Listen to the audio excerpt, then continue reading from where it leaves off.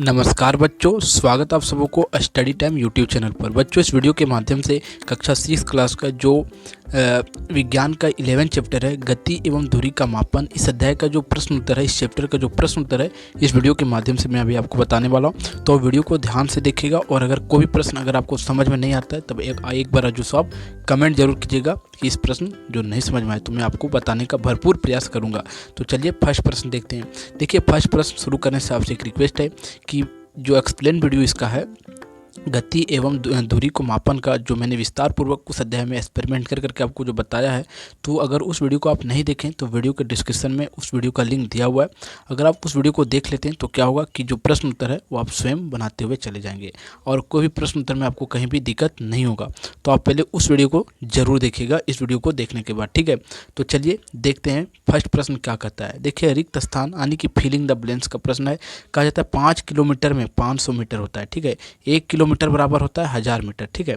1 kilometre बराबर कितना होता है हमारा 1000 मीटर। तो 5 किलोमीटर बराबर हमारा होगा कितना 5000 मीटर। फिर आगे कहा जाता है किसी साइकिल के पहिए की गति वर्तुला गति में होती है, ठीक है। अगला है हमारा 1 मीटर में 100 सेंटीमीटर होता है, ठीक है। ये सब छोटे छोटे प्रश्न है, आप इन्हीं प्रश्नों को ध्यान में रखते जाइएगा क्योंकि 1 नंबर का प्रश्न आपको परीक्षा में पूछ लिया जाता है अधिकतर, ठीक है। आगे कहा जाता है लंबाई का मानक मात्रा जो हमारा किलोमीटर है और झूले की गति सरल रेखीय गति का उदाहरण है। जो झूले का गति होता है वो सरल रेखीय गति का हमारा उदाहरण होता है, ठीक है।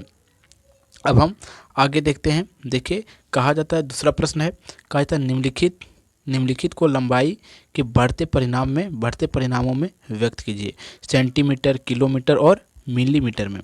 तो देखिए, बढ़ते क्रम में हमें लिखना है तो मिलीमीटर होता है, फिर सेंटीमीटर, फिर मीटर और किलोमीटर। पहले छोटे को लिखना है फिर बड़े को, क्योंकि बढ़ रहा है छोटा से बड़ा तो बढ़ते हुए क्रम में, ठीक है।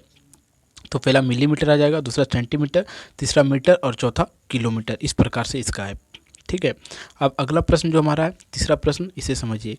तीसरा प्रश्न समझने से आपसे एक रिक्वेस्ट है कि हमारा वीडियो का जो प्लेलिस्ट है चैनल में, आप चैनल पेज पर एक बार हमारा जरूर विजिट करें हमारे प्लेलिस्ट में क्या है कि सभी अध्याय का क्लास 6, क्लास 7 और सभी जो साइंस का हो गया, विज्ञान का है, जो हिंदी का है, आप प्लेलिस्ट को देखिए तो उस पर जो है सो आपकी कक्षा के रिलेटेड सभी वीडियो अवेलेबल है, ठीक है। तो चलिए आप एक बार देखिए, प्लेलिस्ट देखने के लिए आप हमारे किसी भी वीडियो से आके जो सो प्लेलिस्ट चेक कर सकते हैं। तो देखिए, प्लेलिस्ट चेक करने के लिए हमारा चैनल का, आपको किसी भी प्रकार का वीडियो आया है हमारा चैनल का रिलेटेड तो आप यहाँ जो सो क्या कीजिए, उस पर क्लिक कीजिए, ठीक है। आप यहाँ क्लिक करेंगे तो आप देखेंगे हमारा चैनल पेज जो है स्टडी टाइम, ये जो सो खुल गया है, ठीक है। आप देख सकते हैं यहाँ आपको स्टडी टाइम लिखाते हुए दिख रहा होगा। अब आगे क्या करते हैं, देखिए यहाँ आता है आपको वीडियो, देखिए वीडियो है, शॉर्ट्स है, होम पेज है और यहाँ पोस्ट है और यहाँ आपको एक दिख रहा होगा प्लेलिस्ट। तो आपको क्या करना है, सीधा सीधा प्लेलिस्ट पर आना है, ठीक है।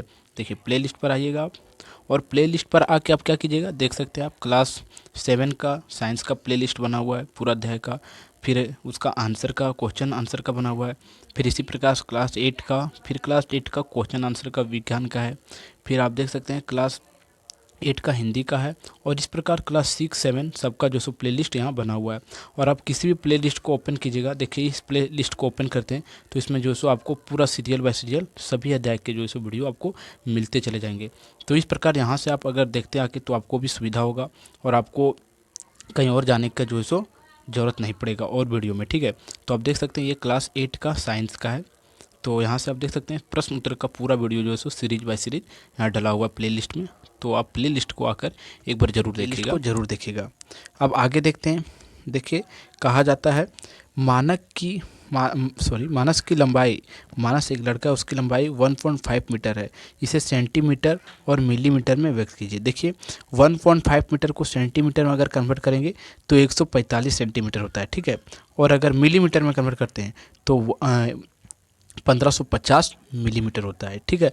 और इस प्रकार से सेंटीमीटर को मीटर में कन्वर्ट कर रहे हैं और फिर आगे हो सकता है मीटर को किलोमीटर में कन्वर्ट करने के आ जाए तो हम क्या किए, इसमें 1000 से जो सो मल्टीप्लाई किए, फिर इसमें जो सो 1000 से मल्टीप्लाई कर दिए, इस प्रकार से हमारा आ जाता है। अब अगला है साक्षी के घर तथा उसके स्कूल के बीच की दूरी 550 किलोमीटर है, इस दूरी को किलोमीटर में व्यक्त कीजिए। जैसे 1 किलोमीटर बराबर 1000 मीटर होता है तो 5200 5250 किलोमीटर को हमें जो सो क्या करना है, किलोमीटर में कन्वर्ट करना है। तो हमारा 5.25 किलोमीटर कन्वर्ट हो जाएगा, क्योंकि इसमें 1000 से हमें भागा दे देना है। ठीक है, तो हमारे इतना भाग में इतना आ जाएगा, इतना किलोमीटर। अब अगला प्रश्न है, पांचवा प्रश्न कहा जाता है आवर्तीय गति के दो उदाहरण को लिखिए। एक लोलक की गति और दूसरा झूलते बच्चे की आवर्तीय गति के उदाहरण है। दो उदाहरण आपको यहाँ स्पष्ट दिखाई दे रहे हैं, और आप ये सब प्रश्न को ध्यान से देखते हुए जाइएगा, और कहीं नहीं समझ में आता है तो फिर बोला जाता है आपको कि आप कमेंट कीजिएगा, और अगर आपको वीडियो अच्छा लगता है तो वीडियो को लाइक जरूर कीजिएगा। ठीक है, अब छठा प्रश्न कहा जाता है कदम का उपयोग लंबाई के मानक मात्रक के रूप में क्यों नहीं किया जाता है। जो हमारा कदम है, देखिए कदम की लंबाई मानक मात्रक के रूप में नहीं किया जाता है, क्योंकि सभी मनुष्य का कदम का आकार अलग अलग होता है। जैसे कि आप ज़्यादा कदम उठाते हैं लंबा है तो, और कोई छोटा है नाटा है तो कम कदम उठा पाता है। तो इससे अब हमें क्या होता है कि इसमें जो सो हमारा क्या बोल सकते हैं, लंबाई में जो सो डिफरेंट आ सकता है, इसके कारण से कदम का उपयोग नहीं किया जाता है। अब अगला प्रश्न हमारा है सातवां प्रश्न, कहा जाता है पृथ्वी के दो प्रकार की गति का वर्णन कीजिए। उत्तर समझिएगा, पृथ्वी की वर्तुला गति और आवर्तीय गति होती है। और वर्तुला गति, इस गति में पृथ्वी वृत्तीय पथ के अनुदिश गति करती है, यानी कि वृत्तीय पथ पर जो सो घूमती है। और आवर्तीय गति, इस गति में वस्तु एक निश्चित समय अंतराल में जो सो अपने गति को दोहराती है। ठीक है, ये हमारा आज को क्या कौन सा गति हो गया, आवर्तीय गति हो गया। और इस प्रकार से सातवां प्रश्न का उत्तर है। और अब अगला प्रश्न हमारा आठवां प्रश्न है। आठवां प्रश्न को समझिए, कहा जाता है किसी चलती हुई साइकिल के पहिए तथा चलते हुए छत के पंखे की गति में समानता तथा असमानता को लिखिए। कि साइकिल का पहिया जो घूम रहा है वो, और आपका छत का जो पंखा लगा हुआ है उसमें जो क्या असमानता है और क्या समानता है समझाइए। कहा जाता है किसी चलती हुई साइकिल के पहिए तथा चलते हुए छत के पंखे की गति दोनों वर्तुला गति होती है। दोनों वर्तुला गति का उदाहरण है, परंतु चलती हुई साइकिल का पहिया अपना स्थान बदल रहा है, परंतु छत का पंखा अपना स्थान नहीं बदल रहा है। और ये दोनों में मुख्य रूप से यही अंतर है, आप ये अंतर को समझ चुके होंगे। अब हमारा अगला प्रश्न है नौवां प्रश्न, कहा जाता है मीटर पैमाना द्वारा लंबाई मापते समय किन किन सावधानियों को बरतना चाहिए। कहा जाता है मीटर पैमाने द्वारा लंबाई मापने के समय निम्न बातों को हमें जो सो ध्यान रखना चाहिए। मीटर पैमाने को वस्तु की लंबाई के समांतर तथा उसके सटाकर रखना चाहिए। ठीक है, दूसरा कहा जाता है मीटर पैमाने का सिरा टूटा होना नहीं चाहिए। और तीसरा, मापने के लिए आँखों की स्थिति पैमाने के चिन्ह के लंबवत होनी चाहिए, यानी कि 90 डिग्री से हमें देखना चाहिए। और ये सब बातें जो सुमुख है, इन सब बातों को आप ध्यान में रख के किसी चीज़ को मापते हैं, सामने छोटे छोटे दूरी को, बड़े दूरी को भी छोटे इंच स्केल से मापा जाता है, तो अब वहाँ जो सो आपको क्या होता है, जो त्रुटियाँ होती है वह कम देखने को मिलती है। नहीं तो अगर आप अच्छे से नहीं मापेंगे तो आपका त्रुटियाँ वहाँ अधिक बढ़ जाता है। अब अगला 10वां प्रश्न है, कहा जाता है ट्रेन में यात्रा करते समय पटरी के निकट के पेड़ चलते हुए दिखाई पड़ते हैं, जबकि साथ में यात्री स्थिर दिखाई देता है, क्यों।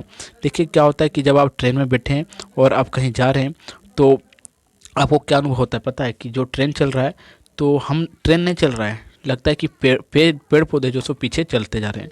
तो ऐसा अनुभव क्यों होता है। लेकिन आप देखते हैं कि जो सो हमारे साथ जो मित्र बैठा हुआ हमारा, वो जो सो विरामावस्था में है, लेकिन जो पेड़ पौधे दिखाई दे रहे हैं वह गति अवस्था में होता है। तो हम एक दूसरे के सापेक्ष में देखते हैं, जिसके कारण से एक दूसरे के अगर हम सापेक्ष में देखते हैं, जैसे हम मित्र के सापेक्ष में देखते हैं और सभी के सापेक्ष में बैठे हुए देखते हैं, तो हम लगते हैं कि विरामावस्था में है। लेकिन जो एक मनुष्य सड़क के किनारे और वो अगर रेलगाड़ी को देखता है तो क्या देखता है कि इस रेलगाड़ी गति में, और वास्तव में आप ही गति में होते हैं जो रेलगाड़ी में बैठे होते हैं।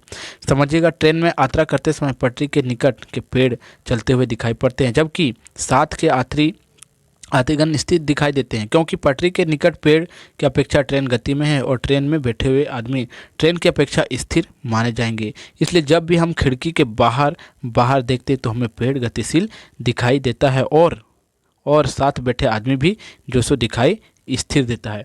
और इस प्रकार से यह अध्याय के प्रश्न जो सो आप समझ चुके होंगे। और इस अध्याय का प्रश्न जो सो अब वो अगर सभी प्रश्न समझ में आ गया होगा, तब आप एक बार वीडियो को लाइक ज़रूर कर दीजिएगा। और अगर हमारे चैनल पर नए हैं आप, तो हमारे चैनल को आप सब्सक्राइब जरूर कीजिएगा और अपने मित्रों पास या दोस्तों पास, जो फ्रेंड के पास इस वीडियो को ज़रूर से ज़रूर भेजिएगा। और स्कूल ग्रुप, कहीं भी के ग्रुप में आप अगर जुड़े हैं तो उन ग्रुपों में भी जो सो इस वीडियो को ज़रूर एक बार शेयर कर दीजिएगा, क्योंकि आप शेयर करेंगे क्या होगा, आप तो इस वीडियो के माध्यम से जो जानकारी आपको चाहिए था, आपका प्रश्न उत्तर सॉल्व हो गया। लेकिन आप अगर कहीं और शेयर कर देते हैं तो क्या होगा, आपका मित्र भी जो सो इस वीडियो को देखकर प्रश्न उत्तर को सॉल्व कर पाएगा। तो ठीक है, फिर हम आपको मिलते हैं एक नई वीडियो में, तब तक के लिए जय हिंद।